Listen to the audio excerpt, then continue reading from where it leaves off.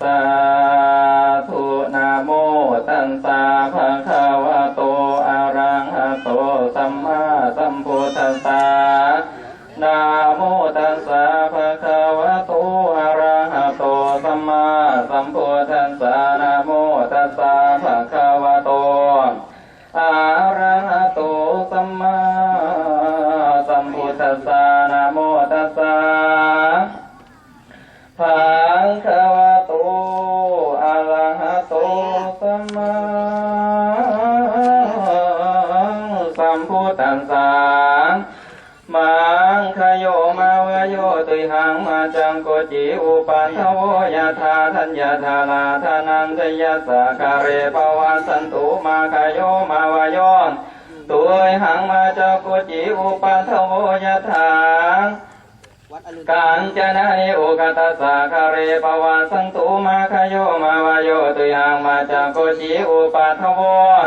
ยะธากัญจนาคิริสังกโสจติราสาคาเรปวัสสันตุมาคโยมาวโยตุหังมาจังโกจิอุปัฏฐโวยะธากาหาปนานิมันทาตุราจิโนคาเรปวัสสันตุมาคโยมาวโยตุหังมาจังโกจิอุปัฏฐโวยะธาสาภรนานิคุณากัสสะคาเรปวัสสันตุมาคโยมาวโยตุหังมาจังโกจิอุปัฏฐโวยะธาสัตตรตนวัสสานิวิสันตรสาคาเรปวัสสันตุติโพสาทโวรุราสัมปุริสาทั้งหลายกุจิอุปัฏฐโวอันว่าความกังวลวนตายอันใดอันหนึ่งก็ดีก็จะได้บังเกิดนี้แก่ท่านเถิดกุจิปาริโภโคอันว่าทรัพย์สมบัติเข้าของเครื่องบริโภคอันใดอันหนึ่งก็ดีมาคายโยก็จะได้เสี่ยงไปหมดไปแก่ท่านเถิดอันว่าข้าวสารทั้งหลายอันตกลงมาคาเรในเรือนแห่งท่านนันทยาเศรษฐีแต่มีด้วยประการสันใดอันว่าทองแถวข้าวเปลือกแต่ข้าวสารทั้งหลายเหล่านั้นก็จงให้ตกลงมาคาเรในยาเพื่อนแห่งทานก็มีด้วยประการฉันนั้นเถิด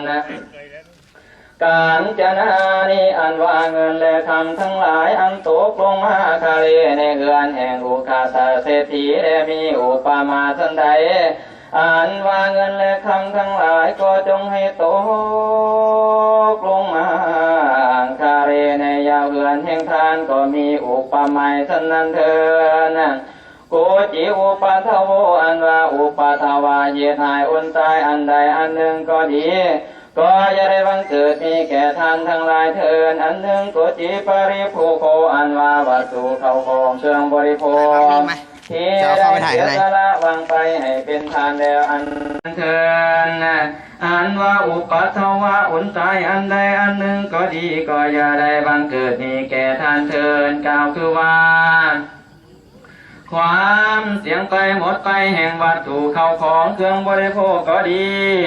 ก็ความกังวลอุนตายอันใดอันหนึ่งก็ดีก็จะได้บังเกิดมีแก่ท่านเถิดนา